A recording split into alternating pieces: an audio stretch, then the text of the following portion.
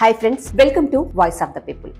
దేశంలోనే కాదు రాష్ట్రంలోనూ మహిళా ఓటర్లే సగభాగంగా ఉన్నారు. తెలంగాణ రాష్ట్రంలో ఓటింగ్ జరగబోతున్న 17 లోక్సభ స్థానాల్లో 13 నియోజకవర్గాల్లో మహిళా ఓటర్లే ఎక్కువ. మహిళలు అధికంగా 13 నియోజకవర్గాల్లో ఉన్నారు. నిజామాబాద్, ఖమ్మం, ఆదిలాబాద్, జహీరాబాద్, మహబూబాబాద్, నల్గొండ, వరంగల్, మెదక్, పెద్దపల్లి, మహబూబ్ నగర్, భువనగిరి, నాగర్ కర్నూల్.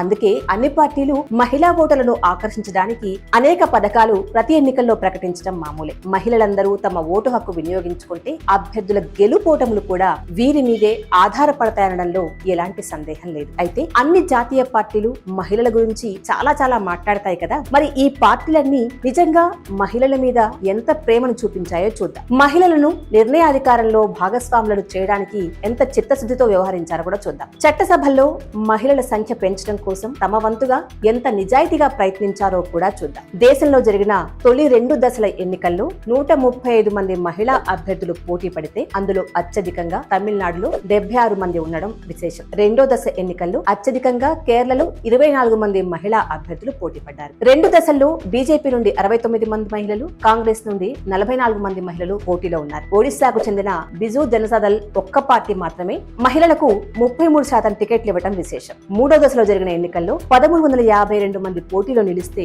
అందులో కేవలం 123 మంది మాత్రమే మహిళలు. అంటే ఇది 9% మాత్రమే. ఇక రాష్ట్రానికి వస్తే 33% రిజర్వేషన్ లెక్క ప్రకారం అయితే 17 నియోజకవర్గాలకు గాను ఒక్కో పార్టీ 6 చొప్పున మహిళలకు అవకాశం ఇవ్వాలి. అయితే రాష్ట్రంలో పోటీ పడుతున్న 3 ప్రధాన పార్టీలు కాంగ్రెస్, బీజేపీ, బీఆర్ఎస్ లు మొత్తం కలిపి 6 మహిళలకు మాత్రమే సీట్లు ఇచ్చాయి. అంటే ఈసారి ఎన్నికల్లో రాష్ట్రంలో పోటీ పడుతున్న మహిళా అభ్యర్థుల సంఖ్య 6 మాత్రమే. ఇందులో కాంగ్రెస్ పార్టీ అభ్యర్థులు 3, బీజేపీ అభ్యర్థులు 2, బీఆర్ఎస్ అభ్యర్థి 1. కాంగ్రెస్ పార్టీ నుండి ఆదిలాబాద్ నియోజకవర్గంలో ఆత్రం సుగుణ, మల్కాజ్గిరిలో పట్నం సునీత మహేందర్ రెడ్డి, వరంగల్లో కడియం కావ్య పోటీలో ఉన్నారు. బీజేపీ పార్టీ నుండి హైదరాబాద్ స్థానంలో కొంపల్లి మాధవిలత, మహబూబ్ నగర్ నుండి డీకే అరుణ పోటీలో ఉన్నారు. బీఆర్ఎస్ నుండి సిట్టింగ్ ఎంపీ మాలూద్ కవిత మరోసారి ఇప్పుడు పోటీలో ఉన్నారు. ఈ 10 ఏళ్లలో తెలంగాణ నుండి పార్లమెంట్ కి వెళ్లిన మహిళలు కేవలం 2. బీఆర్ఎస్ నుండి కల్వకుంట్ల కవిత, మాలూద్ కవిత.